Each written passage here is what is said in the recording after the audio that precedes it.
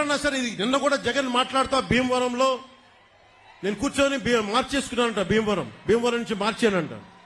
ఏదైనా మాట్లాడితే కూర్చోబెట్టి వ్యక్తిగతంగా మాట్లాడతాడు. ఏ రోజన్నా సరే జగన్ గారి సతీమణిని నాకు అంటానికి ఎంతసేపు పడుద్ది? పెళ్ళాం అనే పదప్రయోగం వాడతామా మనం అసలు? ఈ దిగజారుడు ముఖ్యమంత్రి దిగజారిపోయాడు. నేను నిన్నే చెప్పాను, పొద్దున్న ఇందాక చెప్పాను, ఇతని మీద ఎలక్షన్ కమిషన్ కంప్లైంట్ చేయండి, దిగజారిపోయేలా మాట్లాడుతున్నాడని. కాదు, పెళ్ళాం అనే పదప్రయోగాన్ని మనం మాట్లాడతామా? అసలు ఆ స్థాయికి పబ్లిక్ డిబేట్ ముఖ్యమంత్రి అతను ఏంటో నాకు అర్థం కాదు. మీరు ఆలోచించండి ఒకసారి. అరే, సొంత చెల్లికే గౌరవం ఇవ్వనివాడు, సొంత చెల్లి వ్యక్తిగత జీవితాన్ని రోడ్ల మీద పెట్టేవాడు. దీన్ని మీరు ఆలోచించండి ఒకసారి. సొంత చెల్లిని కూడా దారుణంగా నిందించేవాడు, గోడకేసి కొట్టేవాడు. సునీత గారు వైరాలజిస్ట్, ఆవిడని కూడా ఇబ్బంది పెట్టేసేవాడు. చంద్రబాబు గారు ముఖ్యమంత్రిగా ఉన్నప్పుడు ఏ రోజున్నా సరే ఆయన నిజంగా జగన్ లాగా ఉంటే అసలు జగన్ తిరగలిగేవాడా? రోడ్ల మీద తిరగలిగేవాడా? ఆయన నిజంగా ఎంతో చాలా వరకు ప్రజాస్వామ్యాన్ని పరిరక్షించే వ్యక్తి. నేను కూడా ఆయనతో విభేదించాను. నన్నేమో ఆపలేదు, ఎక్కడ నాకే పోలీస్ ప్రొటెక్షన్ తగ్గించలేదే, నాకెక్కడ పర్మిషన్ డినై చేయలేదే. అందుకే నాకు ఆయనంటే గౌరవం.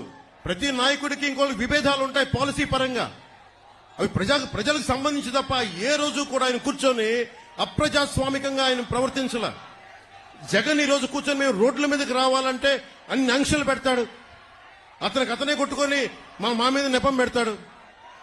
ఇంకొకసారి జగన్ ని మీరు కేవలం వచ్చే ఎన్నికలు కాదు, రాజకీయాల్లో అతను పక్కన పెట్టకపోతే ఆంధ్రప్రదేశ్ కాదు దేశానికి కూడా ఇలాంటి నాయకులు చీడ పురుగులు. మీరు దయచేసి బలంగా పెట్టుకోండి. మీరు గనుక బయటికి వచ్చి బలంగా ఈ రోజున చిన్న చిన్న ఉత్సాహం కాదు, పాలపొంగులకు రాకుండా నిజంగా లోతుగా అధ్యయనం చేయండి. మీ భవిష్యత్తు ఇది. నా భవిష్యత్తుకి ఇబ్బంది లేదు, చంద్రబాబు గారి భవిష్యత్తుకి ఇబ్బంది లేదు, ఆయన కుటుంబానికి ఇబ్బంది లేదు. కానీ ఇన్ని కోట్ల మంది ప్రజల భవిష్యత్తుని ఒకళ్ళు బాధ్యత తీసుకోవాలంటే చాలా కష్టమైన పని. మా సైజులు మేము తగ్గించుకున్నాం. చంద్రబాబు గారు దాదాపు ఎన్డీఏ కన్వీనర్ గా ఉండి, జాతీయ స్థాయిలో ఎన్డీఏ కన్వీనర్ గా ఉండి ప్రభుత్వాలను నడిపి కేంద్ర ప్రభుత్వానికి కీలకమైన వ్యక్తిగా ఉండి ఈ రోజున తగ్గి ఆయనకి ఎమ్మెల్యేలు కుదించుకొని తగ్గించుకొని వచ్చారు. అలాగే నాకు కూడా ఓట్ పర్సంటేజ్ పెరిగి కూడా నేను తగ్గించుకున్నాం. మనకి బలమైన బందర్ను కూడా తెలుగుదేశం పార్టీకి వదిలేసాం ఈ రోజున కొల్లు రవీంద్ర గారిని గెలిపించడానికి. దీనికి కారణం ఏంటంటే ఓటు చీలకూడదు. ఎందుకు చీలకూడదు? మీ భవిష్యత్తు కోసం,